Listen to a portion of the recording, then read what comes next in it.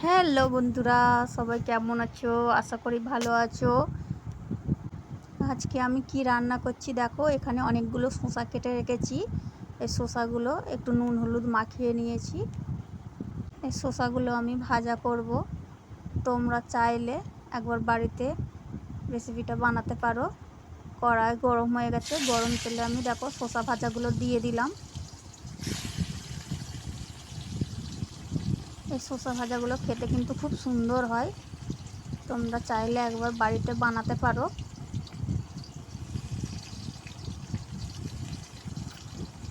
শসাগুলো ভাজার জন্য একটু বেশি করে তেল দিতে হবে, নাহলে ভালো করে ভাজা হবে না। শসাগুলো ভালো করে উল্টে পাল্টে নিচ্ছি এগুলো।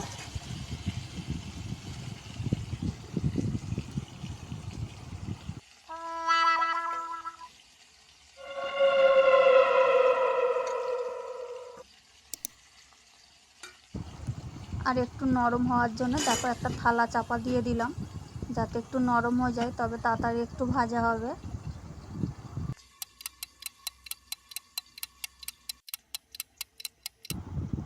দেখো কি সুন্দর নরম হয়ে যে ভাজা ভাজা হয়ে এসেছে এগুলো। আমি আর একটা নতুন রেসিপি রান্না করলাম, দেখো সাদা সাদা আলুর দম বানাচ্ছি। এখানে সব কিছু মশলা রাখা আছে। প্রথমে কড়াটা তেতে যেতে আদা রসুনটা দিয়ে দিলাম, দিয়ে টমেটোটা তুলে দিলাম, তারপরে পেঁয়াজ কুচিটা দিয়ে দিলাম।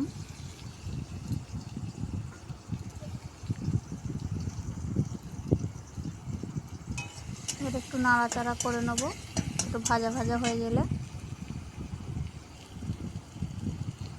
একটু বেশি করে না তেল দিলে ভালো লাগবে না, তাই একটু বেশি করে তেল দিয়ে দিলাম।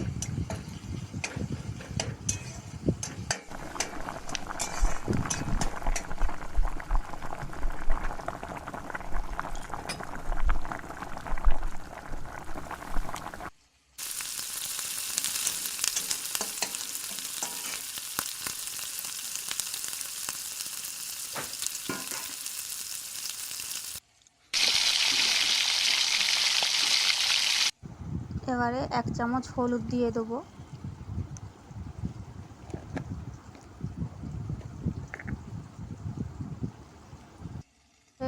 অল্প পরিমাণ ঝাল দিচ্ছি, কারণ আমার মেয়ে ঝাল বেশি খায় না। তোমরা চাইলে একটু বেশি ঝাল দিতে পারো। দিয়ে ভালো করে জিনিসটা কষি নেবো, ভাজা ভাজা করে নেবো, যাই বলো না কেন। দিয়ে এবার সাদা আলুগুলো একটু দিয়ে ভালো করে নাড়াচাড়া করে নেবো। একটু নাড়াচাড়া করে নেওয়ার পরেতে